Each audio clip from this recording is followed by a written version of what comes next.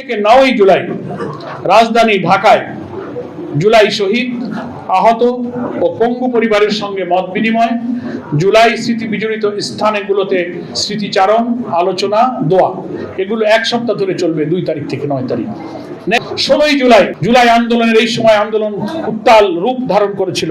জুলাই শহীদ দিবস হিসেবে আমরা এই দিবসকে নাম দিয়েছি এবং এই দিবস উপলক্ষে ঢাকা মহানগরী উত্তরে এবং দক্ষিণে পৃথকভাবে আলোচনা সভা হবে এবং সারা বাংলাদেশে সকল জেলায়, সকল মহানগরীতে এই 16 জুলাই আলোচনা সভা, দোয়া এবং শহীদদের কবর জিয়ারত আমরা এই দিন করব।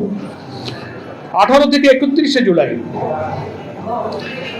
এটা সারা দেশে, আমরা 2 থেকে 9 করেছি রাজধানীতে। 18 থেকে 31 জুলাই সারা দেশে জুলাই শহীদ, আহত ও পঙ্গু পরিবারের সঙ্গে মত বিনিময়, জুলাই স্মৃতি বিজড়িত স্থানগুলোতে স্মৃতিচারণ, আলোচনা, দোয়া, কবর জিয়ারত, এটা সারা বাংলাদেশে হবে। 1 আগস্ট জামাত ইসলামের দলীয় প্রোগ্রাম, এটা সারা দেশে এই জুলাই আগস্ট অভ্যুত্থানের 1 আগস্ট আমাদের অনেক স্মৃতি বিজড়িত। এই 1 তারিখেই জামাত ইসলামী শিবিরকে নিষিদ্ধ ঘোষণা করেছিল ফ্যাসিবাদী সরকার। আল্লাহ তাআলা আমাদের সেই নিষেধাজ্ঞা প্রত্যাহার করেছেন, প্রতীক ফিরিয়ে দিয়েছেন, নিবন্ধন ফিরিয়ে দিয়েছেন। আমাদের মজলুম এটিএম আজহার ভাই ধীরে ধীরে ক্রমান্বয়ে ফাঁসির সেল থেকে মুক্ত হয়ে দেশবাসীর সামনে ফিরে এসেছেন। তার শুকরিয়া, সেই চেতনা এবং পার্লামেন্টে এমপি হিসেবে তিনি ভূমিকা পালন করছেন, আমাদের সংগঠনের একজন সিনিয়র নায়েবে আমির। সেই দিনকে স্মরণে রাখার জন্য 1 আগস্ট ফ্যাসিবাদের বিরুদ্ধে আমাদের এই ঐতিহাসিক বিজয়কে স্মরণ করে সকল মহানগরী, জেলা, উপজেলায় ব্যাপক ভিত্তিক গণমিছিল ইনশাআল্লাহ অনুষ্ঠিত হবে। আগস্টের 2 থেকে 4 তারিখ শ্রমিক সংগঠন যে আছে তারা তাদের নিজস্ব দিনক্ষণ ঠিক করে 4-5 দিনে তারা কর্মসূচি পালন করবে। 5 আগস্ট ঐতিহাসিক জুলাই গণ অভ্যুত্থান দিবস, এই উপলক্ষে 11 দল রাজধানী সহ সারা দেশে মহানগরী, জেলা, উপজেলার সমাবেশ ও মিছিল করবে। সেই কর্মসূচির প্রতি জামাত ইসলামীর সমর্থন থাকবে, অংশগ্রহণ থাকবে। মহিলা বিভাগের উদ্যোগে বিভিন্ন রকম কর্মসূচি গ্রহণ করছি। আমাদের মহিলারা সেই কর্মসূচি পৃথকভাবেই তারা মিডিয়াকে জানাবে এবং আলাদাভাবে পালন হবে। ছাত্ররাও পৃথক কর্মসূচি অলরেডি তারা ঘোষণা করেছে, সেই কর্মসূচিও সারা দেশব্যাপী পালিত হবে। জুলাইয়ের খুনিদের এবং মানবতা বিরোধী অপরাধীদের বিচারকে ত্বরান্বিত করতে হবে।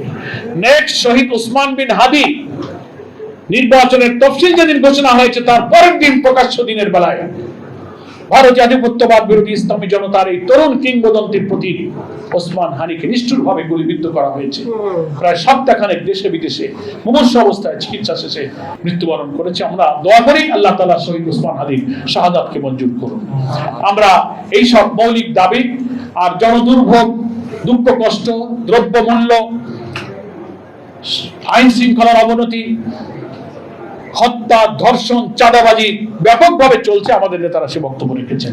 এই সব কর্মসূচিকে ফোকাস করে মাস ব্যাপী আমরা জামাত ইসলামী এবং 11 দলের ঘোষিত কর্মসূচিতে ফ্যাসিবাদ বিরোধী জনতা ইনশাআল্লাহ রাজপথে মুখর থাকবে, তৎপর থাকবে।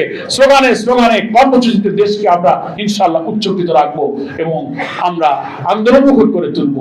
আমরা মনে করি এই জুলাই কর্মসূচির মধ্যেই বিএনপি সরকারের পদোদয় হবে। পার্লামেন্ট চলমান আছে, অবিলম্বে এই বাজেট সেশনেই 30 তারিখে, হয়তো আগামীকাল, আজকে 30 তারিখ বাজেট পাস হয়ে শেষ হয়ে যাবে। আরো শুনেছি প্রায় 15 দিন আপনাদের সেশন চলবে। আশা করি আপনারা সংবিধান সংস্কার পরিষদের অধিবেশন ডাকুন, শপথ নিন এবং সংবিধান সংশোধন নয় সংস্কার করুন। জাতির এই সংকট থেকে দেশবাসীকে আপনারা মুক্ত করুন। আপনারাই আপনাদের 31 দফার প্রথম দফাতে সংবিধান সংশোধন বলেননি, সংস্কার কমিশন, আজকে কেন তা ভুলে গেলেন? ইএফটি ফার্স্টের সাথে ট্রেড করুন যে কোনো জায়গা থেকে। ক্যাম্পাসে ক্লাসের ফাঁকে, ঢাকার জ্যামে বসে কিংবা ঘরে বসে, ট্রেডিং এখন হাতের মুঠোয়। তাই ট্রেড করুন যখন খুশি, যেখানে খুশি।